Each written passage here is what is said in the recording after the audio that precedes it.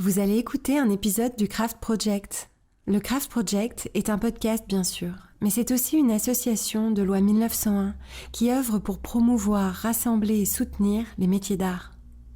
Que vous soyez artisane, artisan, étudiante, étudiant, professionnel des métiers d'art ou passionné, rejoignez notre communauté d'amoureux de la matière et de la beauté en adhérant à notre association sur le site thecraftproject.fr. Bienvenue dans le Craft Project, une émission de podcast produite par Métiers Rares qui propose des conversations intimes avec des artisans d'art. Un artisan d'art est un homme ou une femme qui choisit de faire apparaître de nouveaux objets sur la planète et consacre à cette tâche son corps, son âme et son esprit avec technique et poésie. Du dernier des Mohicans au néo-artisan, le Craft Project cherche à comprendre comment se construit et se vit une vie d'artisan, pour parler à nos cœurs de faiseurs, de chercheurs de sens et de rêveurs.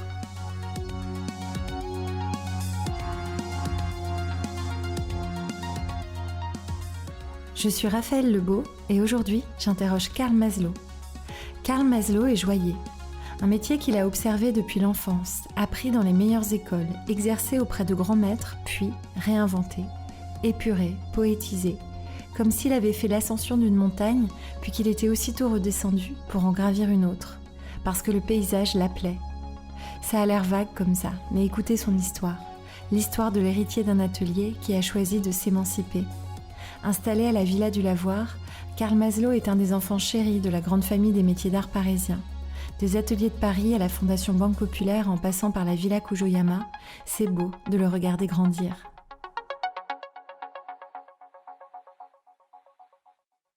Bonjour Karl Maslow. Bonjour Raphaël.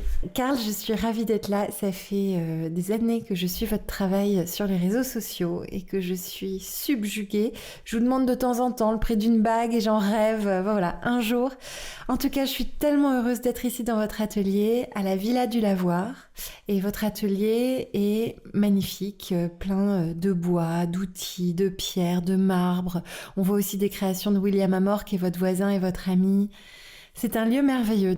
Comment la matière est entrée dans votre vie ? Alors, la matière est rentrée dans ma vie très tôt, parce que je fais partie de ces enfants-là qui ont tardé à parler. Je m'exprimais plutôt avec mes mains, donc j'ai développé dès mon plus jeune âge tout ce qui était sensoriel, donc tout ce qui était le toucher, avec tout. Avec déjà les barreaux de mon lit, que j'ai dégondés pour m'échapper. Ah oui, déjà. Et ensuite, ça s'est révélé assez tôt parce que j'ai eu la chance d'avoir un père qui était dans la profession, donc qui est artiste joaillier. Artiste joaillier, d'accord. Voilà, et une mère qui est musicienne. Donc on a très vite été sensibilisés à tout ce qui était métier d'art aussi. Vous dites on parce que... Oui, on est une fratrie de 4. D'accord. Enfin, j'ai grandi avec mon grand frère et ma grande sœur, et plus tard mon petit frère qui est venu 9 ans après. Celui qui habite ici ? Enfin, qui travaille ici ? Non, c'est le grand frère. Ouais, je travaille avec le plus grand. Donc vous avez tous les 4, rapidement, petits, été baignés dans la matière et les savoir-faire. Oui, mon père travaillait quand même beaucoup, on le voyait rarement et... Il était indépendant ? Il avait son atelier ? Oui, il était indépendant. Donc il avait son atelier pas très loin de là où on habitait. On est où là ? On est à Paris ? On est proche Paris, on est près de la forêt de Saint-Cloud, à Sèvres, là où il y a la cité de la céramique. Donc c'était vraiment notre terrain de jeu là-bas. Et l'atelier de mon père se trouve à Boulogne-Billancourt, qui est la ville à côté. Donc on était très souvent là-bas parce que c'était une façon aussi de nous voir et de nous garder. Et en même temps, lui, ça l'importait beaucoup de nous montrer ce qu'il faisait. Donc tout petit, vous étiez dans l'atelier. C'était un espace de... Ouais, surtout on allait déjeuner le samedi. Ouais. Et ensuite, on avait l'après-midi pour jouer dans l'atelier et regarder ce que faisait mon père. Vous vous souvenez de quoi de cet atelier ? Il est comment dans votre tête ? Il est très propre, très blanc. Je me souviens surtout du coffre-fort qui m'intriguait beaucoup, qui était plus grand que moi. Et tous les livres qu'il y avait. Et puis après, tous ces outils qui étaient bien rangés, que j'avais pas le droit de toucher. Parce que c'était assez dangereux, mais j'avais le droit toujours à une explication. À quoi servait cet outil ? Et des fois, il me montrait son utilisation, sa fonction. Il a toujours eu votre père dans l'idée que peut-être vous reprendriez le flambeau ou... C'est une question que je me pose aussi encore aujourd'hui, mais des fois je me demande s'il n'avait pas projeté beaucoup sur chaque enfant.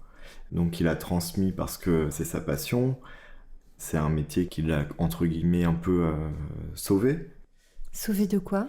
Mes parents sont émigrés du Liban, donc ils ont dû quitter à cause de la guerre. Son activité au Liban pouvait s'arrêter, donc il est parti à Paris pour refaire sa vie. Paris qui est aussi la ville des orfèvres et des joailliers lui a permis de reconstruire sa vie ailleurs. Ouais. Et de retrouver un métier tout de suite. Ouais. Et puis un public qui était là pour le soutenir. Et votre maman, elle était musicienne au Liban? Non, elle était pharmacienne. D'accord. Elle finissait ses études en pharmacie et elle a préféré se consacrer à la musique et à nous élever les 4 enfants. Voilà, parce que c'était 3 enfants très agités. Ça lui a demandé beaucoup d'énergie. Surtout, elle a aidé mon père à pouvoir s'investir à fond Bien dans sûr, son métier. parce que lui était à l'atelier tout le temps. Ouais. Bien sûr. Donc vraiment, ils sont partis de zéro quand mon père avait 27 ans. Donc lui, il a dû retrouver des outils, il a dû retrouver tout. Ouais, à peu près tout. Il y a quand même sa mère qui lui avait offert certains outils. Il avait pu ramener des outils du Liban, donc en voiture, tout ce qu'il pouvait. Enfin, le voyage du Liban à Paris était assez compliqué. Il voulait pas faire sa vie au Liban, donc il est parti avec son petit frère et la femme de son petit frère. D'accord. Ils étaient à 2 voitures pour faire la route jusqu'à Paris. Mon oncle, le frère de mon père, lui a préféré après retourner au Liban plus tard. Voilà, quand ça s'était un peu plus calmé. Et votre père, il est resté? Ouais, il est resté. Et il a créé une dynastie d'artisans? Ouais. Enfin, je dis dynastie, moi je sais que vous êtes artisan. Ouais. Je sais que votre grand frère est dessinateur joaillier. Donc c'est pas tout à fait... il n'est pas tombé très loin de l'arbre, ce fruit-là. Et les autres, ils font quoi? Ma sœur, elle est réalisatrice de courts-métrages et de longs-métrages. Elle a sorti son long-métrage il y a 2 mois maintenant, qui parle aussi justement de l'histoire de notre famille au Liban, de nos grands-parents. Comment il s'appelle ce long-métrage? Ah, il s'appelle Sous le ciel d'Alice. D'accord. Et ça raconte vraiment les belles années du Liban sous les yeux de mes grands-parents. Donc, elle a réussi à collecter des lettres, les lettres qu'envoyaient mes grands-parents à mes parents pour leur dire qu'il fallait rentrer, comment ça allait, ça se passait mieux. Chose qui n'était pas du tout vraie, mais c'était une façon pour eux de les réavoir, parce que je pense que c'est assez dur de voir ces enfants quitter, de savoir qu'ils sont très loin, surtout à cette époque. Et ensuite, j'ai mon petit frère qui s'appelle Hermès, qui lui sort des Beaux-Arts d'Angoulême, et il revient tout juste à Paris pour travailler.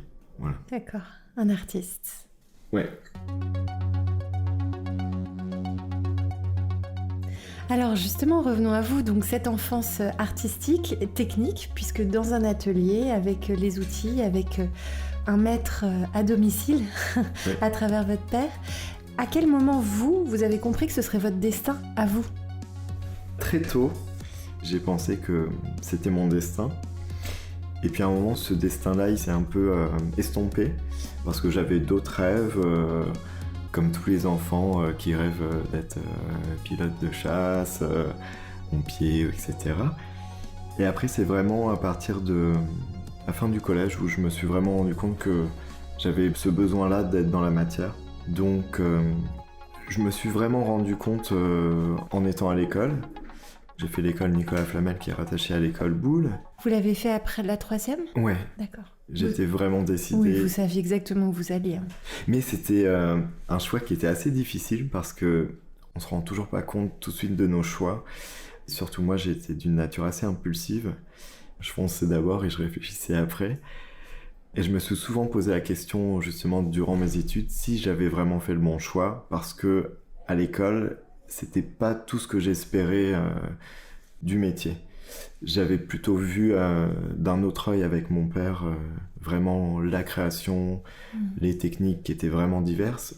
À l'école, c'était un peu plus académique et il fallait rester dans un certain cadre et pas le dépasser. Et moi, ça m'angoissait un peu. C'était un peu une désillusion les 2 premières années. Et après, je me suis vraiment rendu compte de la chance que j'avais d'avoir des professeurs qui était vraiment bienveillant et talentueux, qui nous transmettait. Et donc, c'est plutôt, je dirais, à l'âge de 18 ans où je me suis rendu compte que c'est bon, c'était le bon chemin. Ouais, mais qu'il allait pas être facile. Parce qu'il fallait trouver son propre univers, son propre vocabulaire, et c'était pas si simple que ça.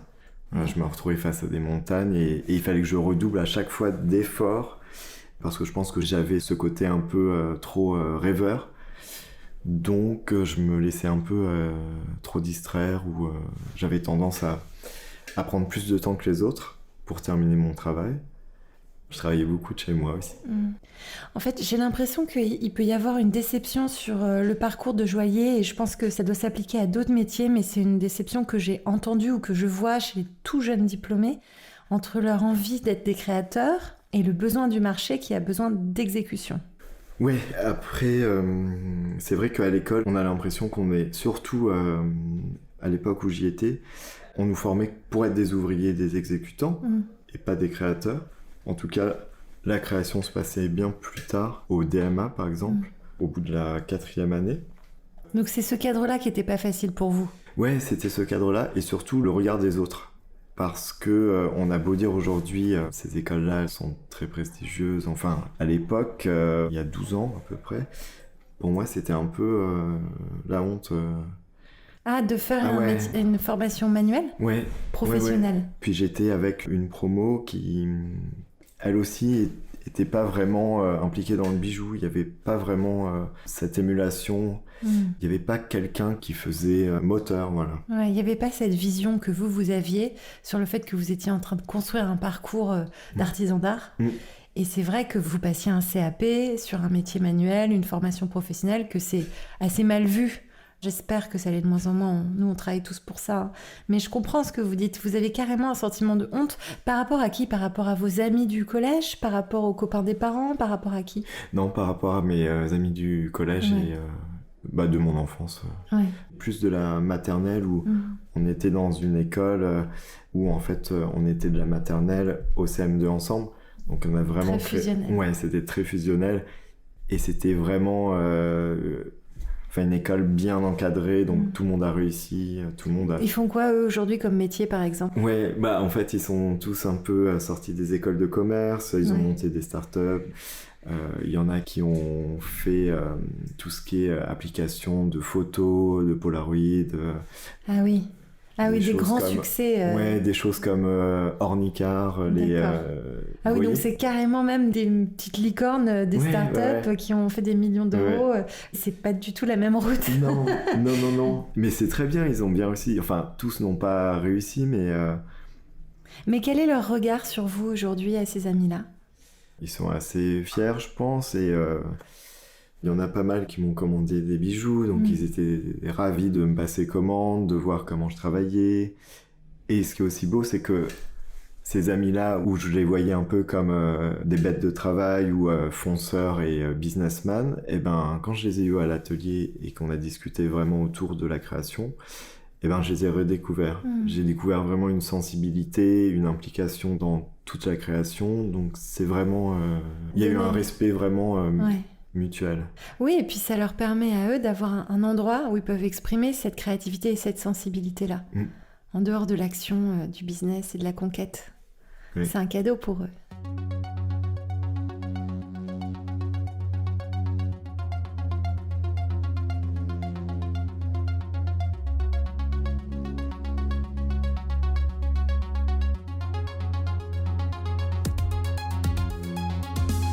Alors Karl, sortie d'école, donc l'école on comprend ce qu'elle peut avoir de décevant pour vous, pour votre profil, mais du coup jeune diplômé, où est-ce que vous allez travailler? Qui vous accueille avec cette personnalité? Alors, il s'appelle Jean-Christophe Fouchier, qui est aujourd'hui maître d'art. C'est mon père qui m'a souvent parlé de lui, avec Thierry Vendôme. C'est qui Thierry Vendôme? Thierry Vendôme, le bien nommé. C'est le fils de Jean Vendôme, qui est un grand joaillier des années 70, 80. Un peu la même génération que mon papa. Donc dans le métier, c'est vraiment... Enfin, pour moi, c'est des icônes. C'était une référence. Voilà. Ouais. Jean-Christophe, je voyais vraiment aussi comme une... Enfin, je vois toujours comme une référence. J'ai beaucoup appris chez lui. Et en fait, j'ai été 2 fois en stage chez lui.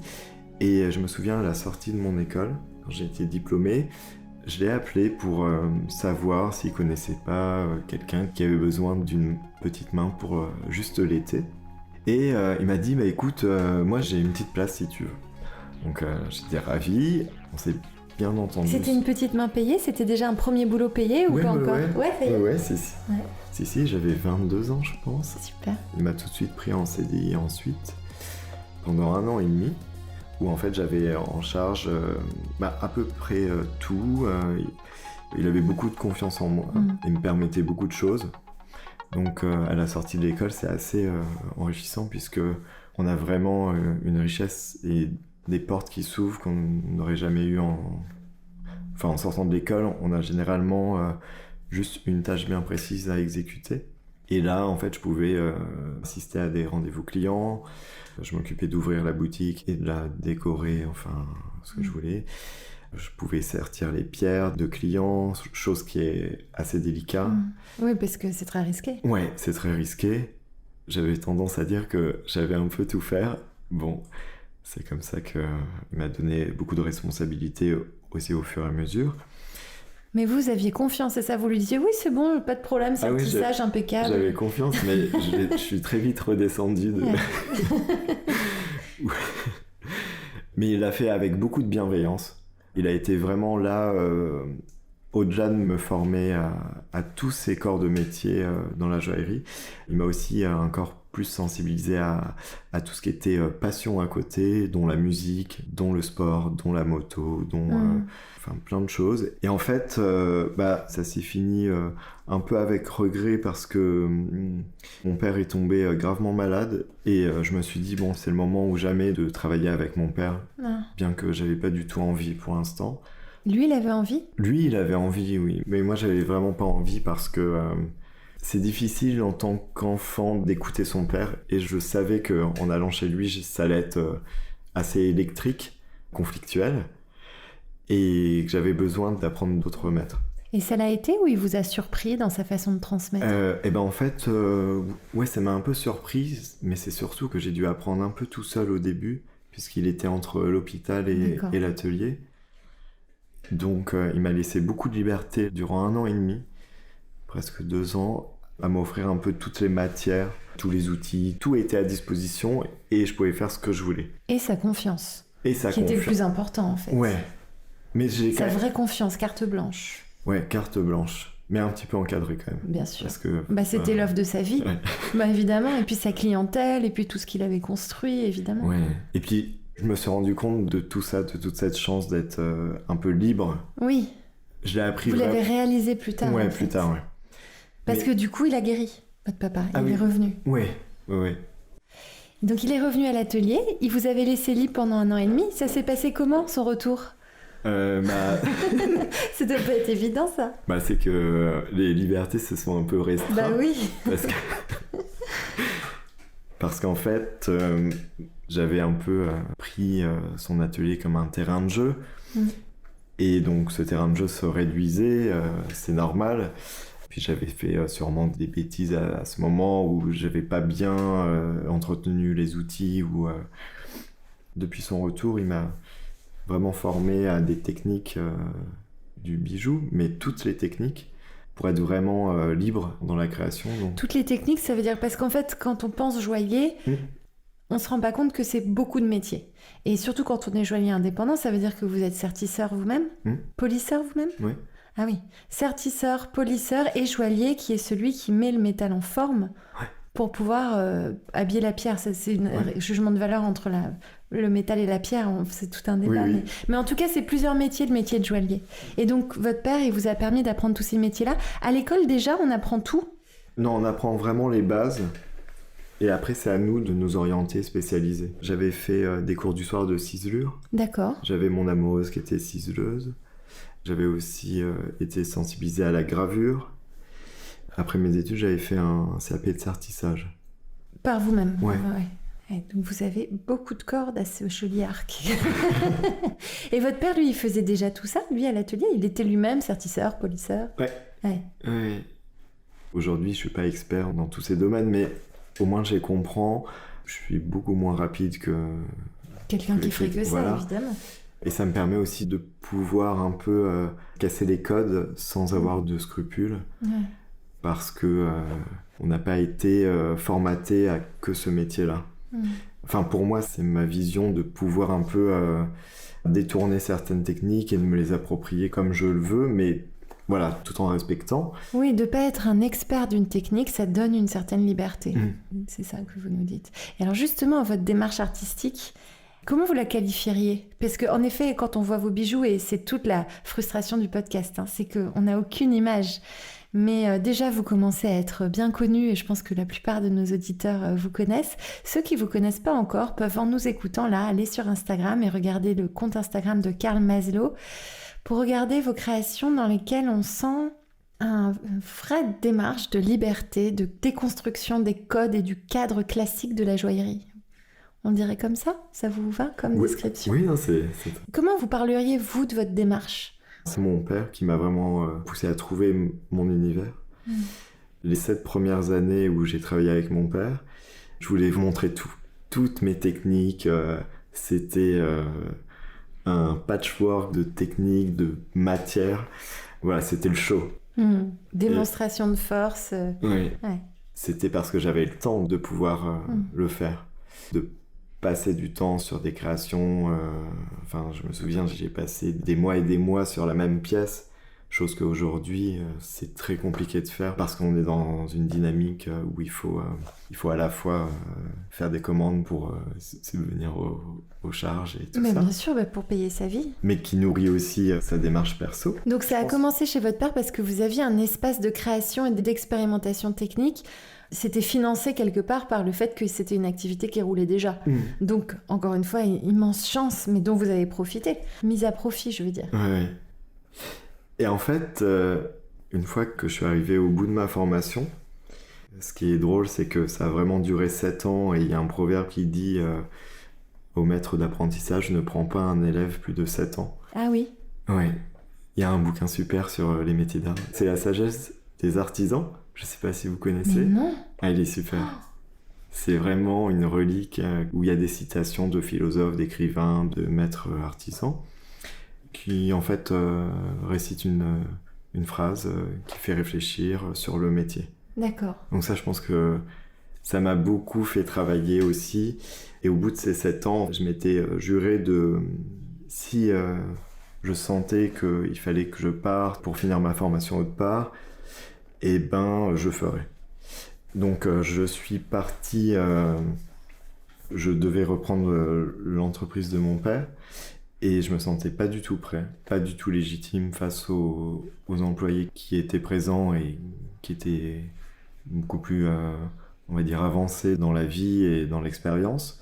Donc je voulais apporter moi ma pierre à l'édifice et trouver quelque part un peu plus mon univers, chose que je trouvais que chez mon père, j'étais un peu noyé dans son univers et j'avais du mal à m'en détacher et à trouver ma vraie personnalité.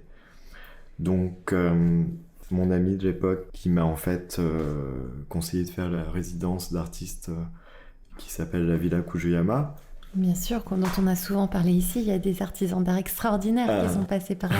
Mais donc, c'est votre ami qui connaissait et qui vous a donné cette idée-là ? Ouais. Parce que c'est merveilleux d'avoir la chance d'être accepté en résidence. Quelle chance ! Oui, non mais oui, complètement. Et donc, vous êtes parti au Japon ? Et juste, comment il a vécu cette décision, votre père ? Il l'a bien vécu au début. Il était étonné, mais il comprenait quelque part. Et ensuite, il était très fier. Et quelques mois avant, il m'a mené un peu la vie dure en me faisant un peu culpabiliser de ce choix-là. Et il m'a fait surtout comprendre que c'était une chance que je puisse faire ça, que c'était très mérité, mais qu'il fallait que je reste sur Terre, les pieds sur Terre, parce que je suis vraiment parti la tête dans les étoiles. Et voilà, et j'ai eu vraiment cette chance. Oui, vous avez un peu un témoignage aussi d'entrepreneur, et vous aviez là une démarche et typiquement une opportunité d'artiste. C'était l'opportunité de partir à l'autre bout du monde, ou est-ce qu'il y avait un appétit particulier pour le Japon ? Oui, il y avait un appétit particulier pour le Japon, c'est sûr, depuis tout petit, de toute façon. J'avais déjà rencontré le Japon 3 ans avant de partir à la Villa Kujiyama. Donc là, quand je vous parle de la Villa Kujiyama, ça se passe en 2016. Et j'avais fait un premier voyage en 2013 où je m'étais dit en rentrant, ouais, c'est la première fois que quand je rentre un voyage, j'ai autant envie d'y retourner, mais pas pour voyager, mais pour vivre quelque chose de plus. C'était tous ces métiers d'art, toute cette délicatesse qu'il y avait dans toute la vie du quotidien. Il y avait quelque chose d'élégant qui m'inspirait beaucoup, qui me faisait vraiment rêver. Donc j'ai voulu explorer ce nouveau terrain de jeu, en allant surtout à la rencontre de savoir-faire qui étaient peut-être complémentaires au mien, mais j'avais en aucune envie de faire des bijoux. Une fois là-bas, j'avais vraiment envie de quitter le bijou pour mieux y revenir sûrement. Et j'avais cette volonté d'échanger, de créer des collaborations qui sont très dures en fait dans le milieu de la joaillerie. C'est très fermé. Je pense que c'est ça qui m'a vraiment poussé à candidater pour cette résidence. Alors, quelle collaboration vous avez créée? Sur quelle matière? Qu'est-ce que vous avez fait là-bas? J'ai testé beaucoup de choses. J'ai testé la combinaison de la laque avec le métal. Toujours, ça s'est fait par des rencontres improbables de personnes qui sont venues croiser ma route comme ça.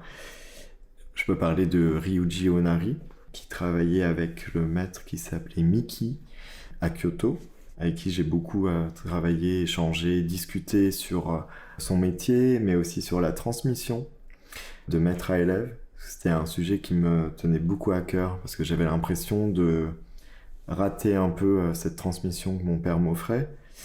Et j'avais besoin de voir d'autres cultures où en fait, je pense que mon père est, sans le savoir, un peu japonais dans sa façon de transmettre. Oui. Ce qu'on a entendu à ce micro, avec des maîtres japonais et puis avec des élèves de maîtres japonais, c'est que c'est une transmission qui est beaucoup basée sur l'observation. Il y a ça, mais il faut obtenir, on va dire, la confiance de la personne. C'est vraiment un long travail d'apprivoisement, j'ai envie de dire. Oui, donc c'est une transmission, en tout cas qui vous correspond, cette façon de transmettre au Japon, avec la confiance qui se bâtit dans la durée. Ouais, voilà. Ouais. En fait, j'ai appris que pour mériter l'apprentissage d'un maître, il fallait au moins 10 ans.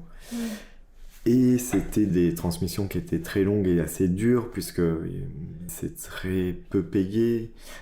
Et aujourd'hui, on a envie de très vite gagner sa vie, de quitter le foyer familial et d'être indépendant. Et là, non, il faut mériter tout ça.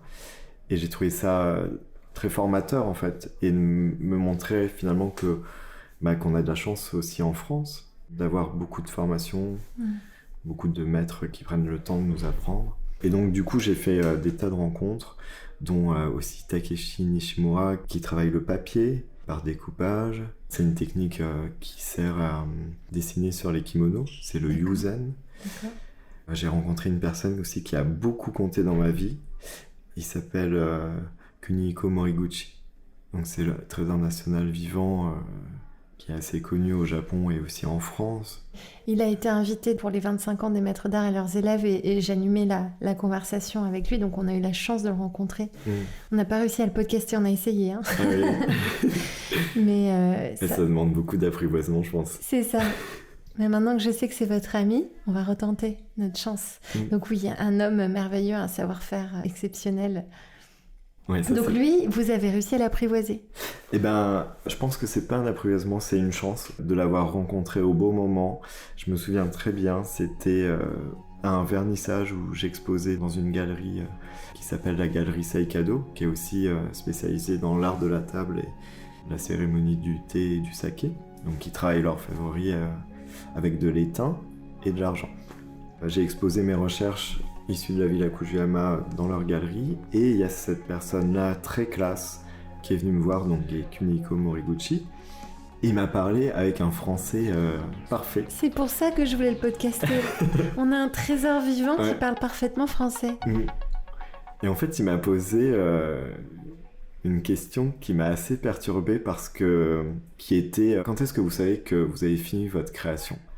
Et en fait, j'ai entendu mon père quelque part et je me suis dit mais qui c'est cette personne-là? Du coup, on a pas mal échangé ce soir-là Et quelques jours plus tard, je reçois une invitation écrite de sa part pour m'inviter à une exposition où il était un peu le curateur, dans les espaces d'exposition au magasin Takashimaya. C'est l'équivalent un peu des Galeries Lafayette. Et donc, il avait fait une sélection d'artistes de tous les corps de métier du Japon. Et pour moi, c'était un dictionnaire... ouais. Il m'avait invité donc à venir à cette exposition, qu'il y serait. Et moi, je pensais juste qu'il allait juste me recevoir pour que je puisse rentrer dans cette exposition. Et puis voilà. Et en fait, non, il m'attendait avec un petit livret pour l'exposition. Toujours très classe, j'ai trouvé. Et il m'a pris vraiment par la main à m'expliquer chaque artisan, chaque artiste et chaque pièce. Quel cadeau! Et en fait, je ne m'en rendais pas compte au début parce que j'avais pas conscience de ce qu'était vraiment un trésor national.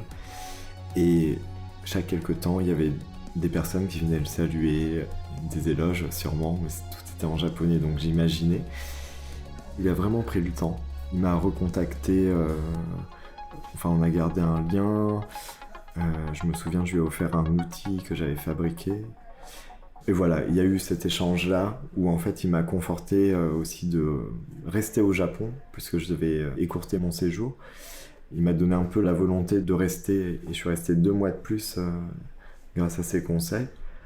Et en fait ça a changé toute ma résidence au Japon, tout mon séjour au Japon puisque en fait il y a beaucoup de choses qui se sont débloquées à la fin de mon séjour. Il vous a ouvert des portes dans l'imaginaire et puis concrètement dans le réseau, j'imagine, pour rencontrer des ateliers. Ouais, c'est ça. Ouais, et puis c'est pas facile en fait quand on est tout seul là-bas. C'est un premier grand voyage, on est dans une culture qui est complètement différente. C'est un peu le saut dans le vide. Et des fois on se demande pas, c'est peut-être le temps de rentrer en France pour finir ses devoirs. Ouais, la récré est finie. Ouais. Et puis j'avais cette pression de rentrer aussi pour pas laisser mon père aussi tout seul gérer l'atelier.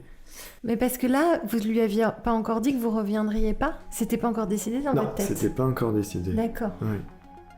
Ouais. Ça s'est décidé dans l'avion du retour. Ah oui, d'accord. En tout cas, je voulais pas y penser pour vraiment profiter au maximum de ma résidence et mettre vraiment toutes mes pensées de la France de côté. C'est pour ça que je parle souvent de cette résidence comme une parenthèse enchantée dans ma vie, parce que j'ai vraiment fait l'effort de mettre tout de côté pour me libérer un peu plus l'esprit. Voilà.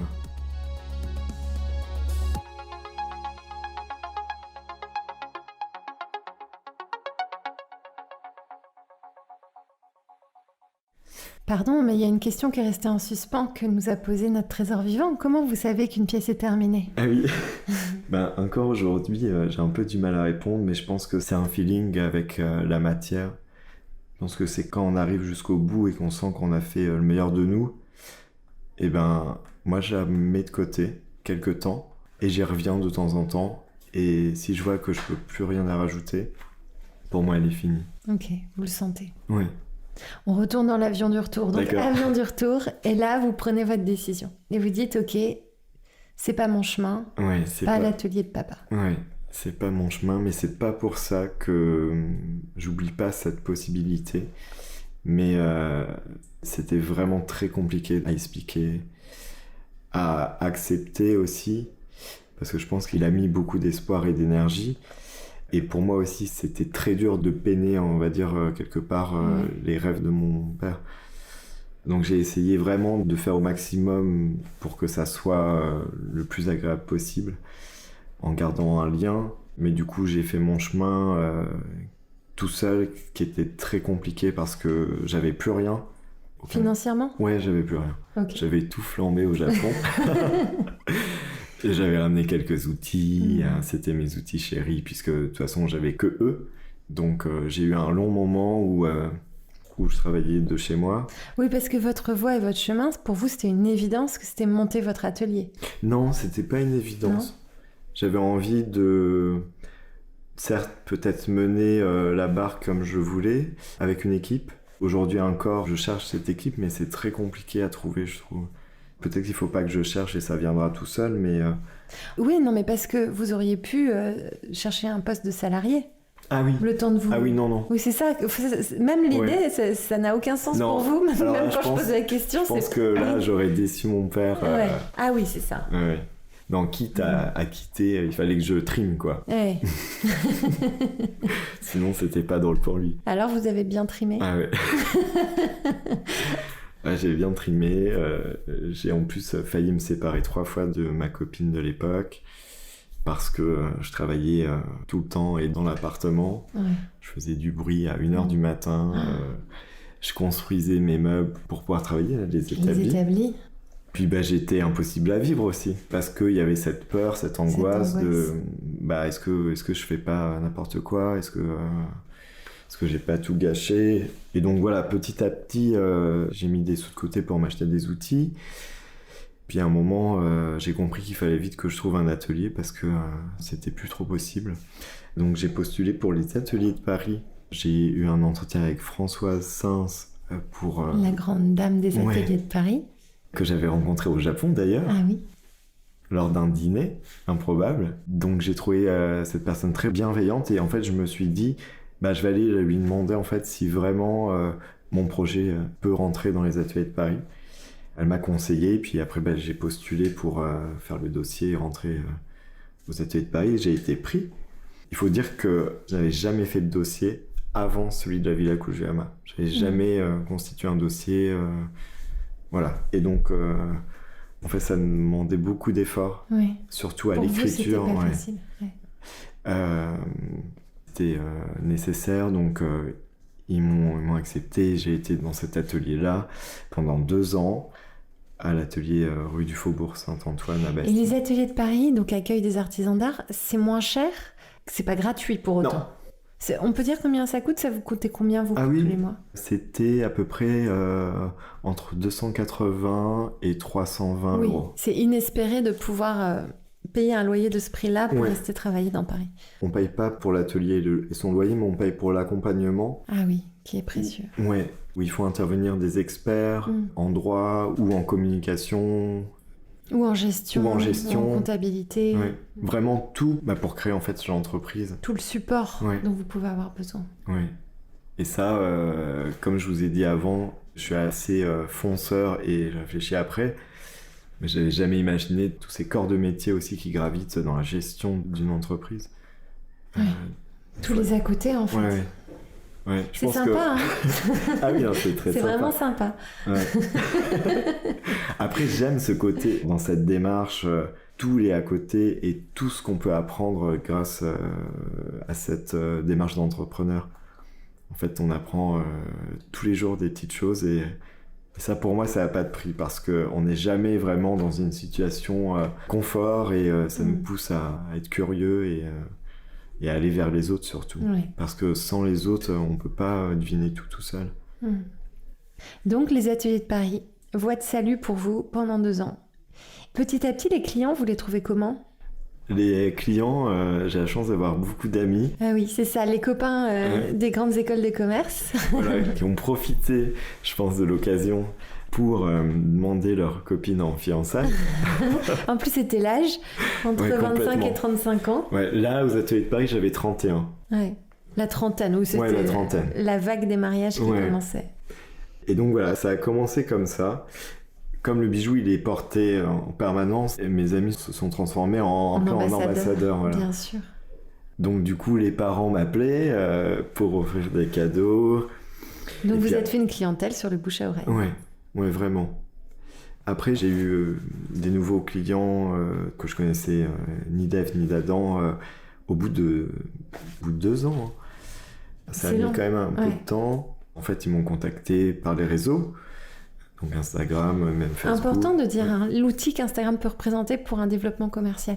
Ouais, c'est important. Ouais. En tout cas, moi j'ai ressenti qu'il y avait de l'impact et retour sur investissement parce que c'est quand même pas mal d'efforts. Oui, c'est vrai. Pour alimenter un Instagram. Tout à fait. Donc faut doser l'effort qu'on y met par rapport aux bénéfices qu'on en attend. Ouais. Donc, vous postez à quel rythme, vous ? Voilà, c'est tellement aléatoire. Là, j'essaye peut-être une fois toutes les semaines. L'idéal, c'est ça, mal. mais je le fais pas. Idéalement, moi, je trouve qu'on peut se dire ça pour les artisans qui nous écoutent. Un joli post bien pensé par semaine, c'est génial. Ouais. Il faut même pas essayer de faire plus, c'est impossible. Déjà ça c'est top. Et vous, ça vous amène du monde et ça construit votre image et ça fait une vitrine en fait. Quand là, par exemple, on a dit tout à l'heure, allez voir l'Instagram de Carl Maslow, en 2 secondes sur son téléphone, on comprend votre univers, on comprend votre démarche, on comprend la singularité de votre approche du bijou. Voilà, donc je crois qu'on a besoin de convaincre personne sur le fait que c'est bien d'être sur Instagram. Combien de temps ça vous a mis pour commencer à être à peu près à l'équilibre financièrement ? Entre le moment où vous avez lancé votre atelier et le moment où vous avez arrêté de flipper complètement à la fin de chaque mois. J'avais très peur de ce côté financier. J'ai postulé aussi au prix de la Fondation Banque Populaire, en même temps que les ateliers de Paris. Et donc j'ai eu les 2 réponses en même temps, quasiment. Donc, Et qu'est-ce que vous avez financé avec la dotation de la Fondation Banque Populaire qui s'élève à peu près à une dotation autour de 10 000 € par an, mais qui peut être renouvelée 3 fois. Oui. Donc c'est un très bel accompagnement. Ah bah, tout de suite, donc, pour investir dans la matière et les outils. Ça a été mon premier investissement, parce qu'il fallait que je recrée des bijoux. Quels outils exactement ? Eh ben alors j'ai acheté le laminoir qui est là-bas, Oui. qui permet d'affiner le métal pour pouvoir le travailler beaucoup plus librement et de faire un peu ce qu'on veut pour ensuite le mettre en forme. Après, j'ai acheté plein de marteaux, j'ai acheté mes limes, j'ai acheté la binoculaire, le poste à... Ça coûte combien une binoculaire comme ça ? Ça coûte à peu près 900 à 1000 €. Le laminoir là-bas, c'est dans les 1500 €. Ouais. En fait, ça va assez vite. Et tous les petits outils légers pour percer ou pour mettre en forme, ça va très vite.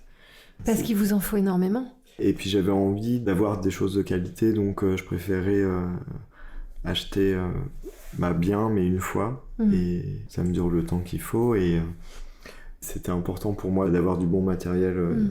Et puis un gros vite. investissement en tant que joaillier, évidemment, c'est la matière première. Parce que vous travaillez les métaux précieux et les pierres précieuses aussi. Vous avez des pierres précieuses ? Ouais, alors je les ai un peu mises de côté maintenant. Les pierres précieuses, pour moi, si on parle de ma démarche, je vais utiliser les pierres précieuses pour mettre de la lumière là où il faut et pour valoriser en fait une autre matière qui est plus pauvre. C'est-à-dire, là en ce moment, j'ai beaucoup travaillé avec l'acier damassé que j'ai appris au Japon et que j'intègre dans mes bijoux comme une pierre. Mais ça reste le travail du métal. Et pour autant, j'aime bien mettre des petits éclats de lumière juste là où il faut pour valoriser cette matière-là qu'est l'acier damassé, au-delà du travail des textures tout autour. Mais les pierres précieuses, on va dire, c'est plus une histoire de commande particulière et qui justement véhicule une histoire pour le client. Je travaille avec ces pierres précieuses-là, j'ai la connaissance pour... Je connais leur degré de fragilité pour pouvoir les sertir sans qu'elles cassent et pour qu'elles puissent être protégées par le métal. C'est très intéressant parce que vous chamboulez complètement l'équilibre habituel de votre métier dans lequel la pierre est le personnage principal d'un bijou de joaillier. Ouais, en fait je pense que j'ai eu un peu ma claque, si on peut le dire, que dans le métier on mette beaucoup plus de valeur aux pierres et qu'on mette aussi le budget qui est des fois... énorme. Pour un diamant. Voilà. Alors que tout le travail du métal et de l'artisan derrière est sous-valorisé. Ouais. Tout à fait. Et c'est pour ça que j'avais commencé, en fait, on va dire, créer mon univers avec l'acier damassé, parce que l'acier damassé, c'est un métal qui demande beaucoup d'efforts et de techniques pour le fabriquer. Et je trouvais ça intéressant de valoriser l'acier damassé par le travail du métal, qui est l'or et les métaux précieux comme l'argent. Donc l'acier damassé, vous l'achetez déjà damassé ? Non. Vous le faites, vous ? Ouais. Alors vous pouvez nous expliquer ce que c'est pour les gens qui ne connaissent pas ? Alors l'acier damassé, c'est donc à la base, c'est réservé à la coutellerie. Donc c'est une technique qui est née en Syrie d'abord, parce qu'on trouvait le métal comme ça dans la terre. Et ensuite, l'homme l'a recréé, et notamment les Japonais avec le mokume gané. D'accord. Donc, mokume, c'est l'arbre, et gané, c'est le métal. Donc, en fait, parce qu'il recrée un peu, on va dire, un métal comme s'il symbolisait les nœuds du bois. D'accord. Et donc ça, c'est une technique qui se crée avec de l'argent, du cuivre ou d'autres métaux, et du laiton ou de l'or. Et là, l'acier damassé, c'est différent. C'est différentes couches d'acier, mais qui sont à teneur en carbone différente, ce qui crée en fait une nuance dans le gris. Donc ça part de l'acier très doux qui est blanc à l'acier qui est extra dur, donc qui est beaucoup plus riche en carbone, qui va être à la limite du noir. C'est comme un millefeuille, donc c'est vraiment de la cuisine. On superpose de façon réfléchie les couches d'acier. Donc ça crée un lingot qui est assez gros à la base, qu'on vient affiner au marteau et au marteau pilon. C'est des marteaux automatiques qui vont bien écraser la matière. Une fois qu'elle est assez amincie, donc allongée, on vient l'inciser au milieu pour retourner sur elle-même. Donc on est parti, on va dire, à la base avec 10 couches d'acier. Le fait de le replier, c'est exponentiel, donc les 10 couches deviennent 20, les 20 couches après deviennent 40, et les 40 deviennent 80, etc.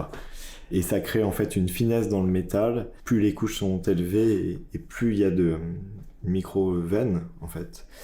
On peut les tordre à un moment lors de la fabrication, ça vient créer un mouvement dans le métal. Donc vous, le fait de le faire vous-même, ça vous permet d'intervenir dès ce moment-là et de donner le mouvement que vous voyez et que vous souhaitez. Alors, oui et non, parce que moi, le but de vouloir le faire moi-même, c'était à la base pour comprendre comment ça se fabriquait directement. C'était une rencontre avec un forgeron avec qui j'ai travaillé et qui m'a montré comment faire, qui m'a laissé fabriquer moi-même mon métal, et assez pour pouvoir en ramener après en France. Mais aujourd'hui en France, j'ai pas l'envie d'en refabriquer, j'ai plutôt l'envie de retourner pour retravailler aux côtés de ce japonais et pour recréer de la matière. Mais là, j'en avais fait assez pour nourrir vos collections. Ouais. Mais à la base, j'avais vraiment cette volonté d'apprendre et de comprendre cette technique qui m'intriguait, qui me fascinait. Parce qu'on travaillait vraiment à chaud et à rouge le métal. C'est une technique qu'on n'utilise pas dans la joaillerie puisque c'est des métaux qui sont non ferreux, donc on les chauffe à rouge mais on les laisse se reposer pour ensuite les mettre en forme. Là, c'est vraiment, on est en direct avec le feu, on est en contact avec la matière qui est très saillante, c'est très violent. Enfin, c'est violent dans le fait où il faut une rigueur parfaite, sinon on peut se blesser. Et je trouvais ça vraiment magique, le côté on part de quelque chose qui est extrêmement dur, et avec la chaleur, ça devient vraiment comme de l'encre, ça vient vraiment se former comme on le souhaite.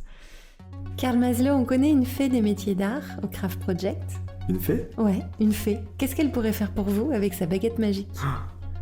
Eh ben, je pense beaucoup de choses, mais elle pourrait me donner encore cette chance de rencontrer toujours des personnes bienveillantes dans mon métier.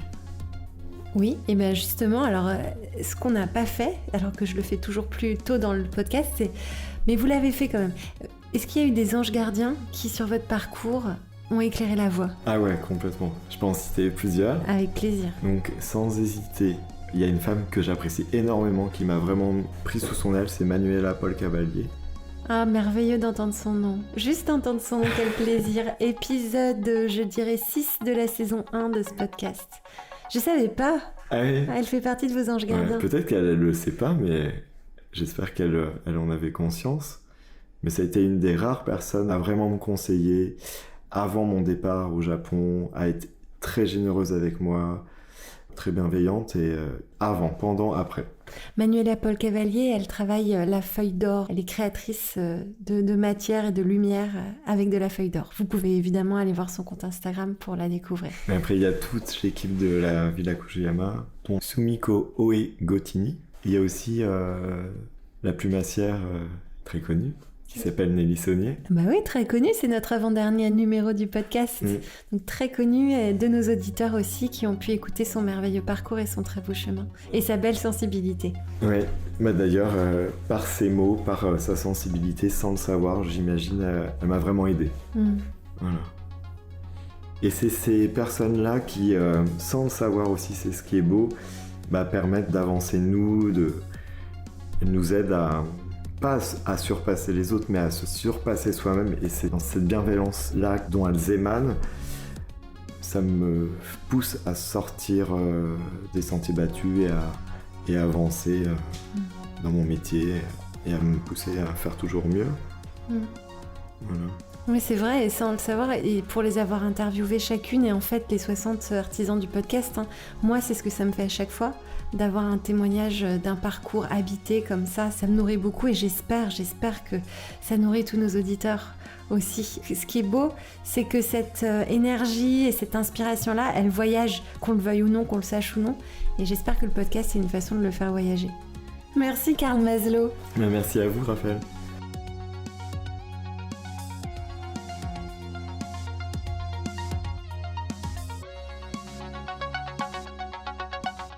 Cet épisode du Craft Project a été produit par Métiers Rares. Métiers Rares est un studio de craft thinking qui met l'intelligence des métiers d'art au service des maisons d'excellence. Il a été copiloté par Pierre Salagnac et réalisé par Philippe Calvérac. La musique a été composée par Velvet Stairs.